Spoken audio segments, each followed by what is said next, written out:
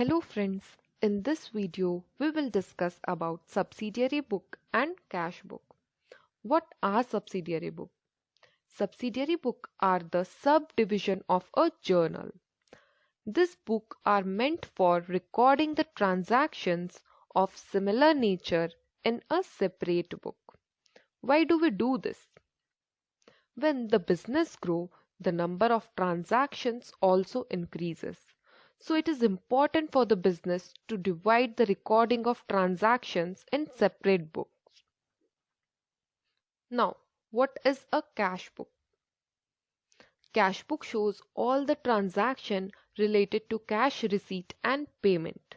That means in cash book, only cash transactions will be recorded. No other transactions will be recorded, right? Only transaction which is related to cash will be recorded in the cash book, whether it is a receipt or payment.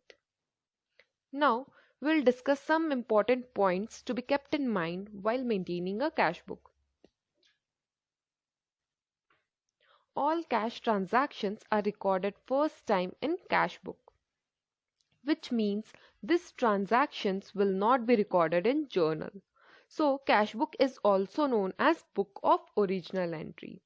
As in previous video we have discussed journal, we record all the transaction for the first time in journal. But in cash book we will record all the cash transactions for the first time. That means if we will maintain cash book, we will not record those transactions in journal. Okay. Now next point to be kept in mind is that there is no need to prepare any cash account in ledger. So it is also known as principal book. From this we can conclude that whenever cash book is maintained, all transactions related to cash will be recorded in the cash book only and not in journal or ledger or any cash account is needed. Let's have a look at the format of cash book. All the cash receipt is shown in the left side, which is also known as debit side. Similarly, all cash payment are recorded on the right side, which is also known as credit side. Let's record some transaction to understand better. Raju had a business of textile. He summarized all his transaction of month so as to record all the transactions in the cash book. On 1st of January, he had cash in hand rupees 12,000. He paid rent of rupees 300 on 7th of January. On 5th of January, he received a cash of rupees 3,000 from Ram. Then on 8th of January, he sold goods worth rupees 3,000. Further, on 10th January, he paid rupees 7,000 to Shyam. And on 15th of January, he purchased goods from Mohan worth rupees 5,000. On 27th of January, he purchased furniture of rupees 2,000 and at the end of the month, on 31st of January, he paid a salary of rupees 1,000. In cash book, all cash receipt is shown in the left side, which is debit side, and cash payment is shown in the credit side, which is right side. Okay. In debit side, we will always mention as 2. Okay, we will always write 2.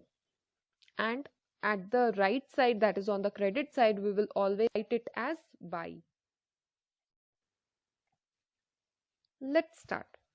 Cash in hand is the opening balance, so it will always be recorded in the debit side. So here cash in hand is rupees 12,000. This will be recorded as to balance BD rupees 12,000. Now let's record next transaction. That is on 5th of January he received cash of rupees 3,000 from Ram.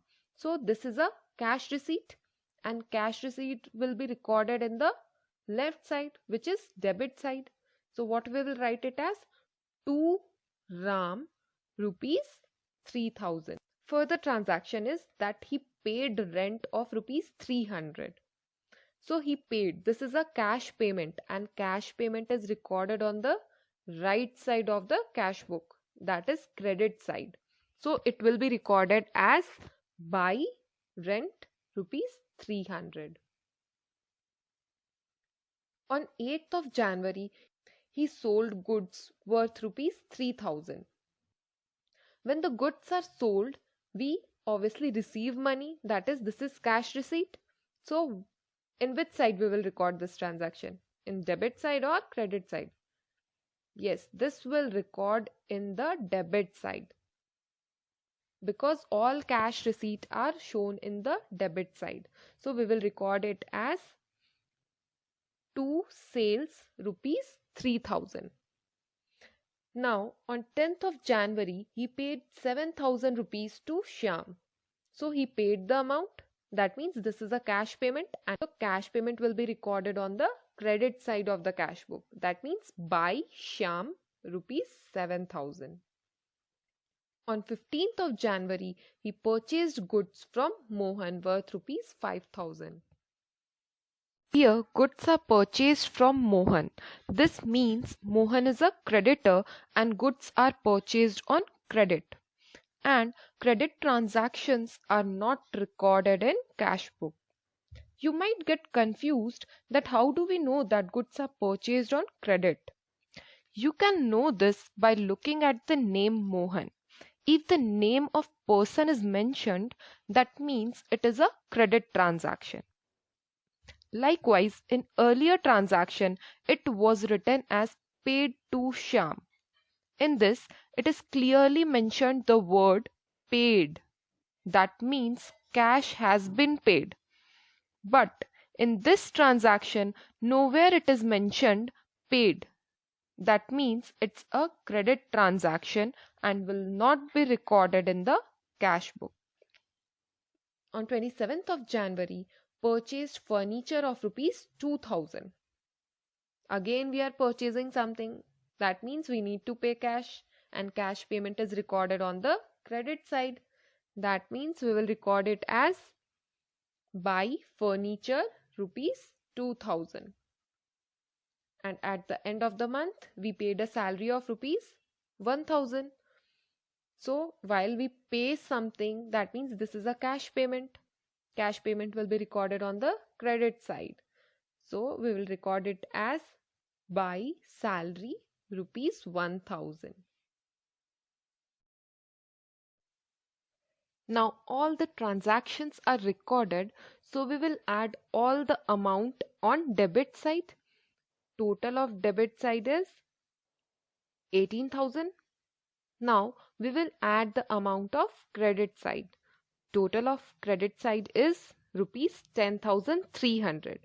We will subtract credit side from debit side. That is rupees 18,000 minus 10,300, which is equal to rupees 7,700. We will write on credit side to make it equal to debit side. So we will write it as buy balance CD 7,700. Now both sides are equal. So question is solved.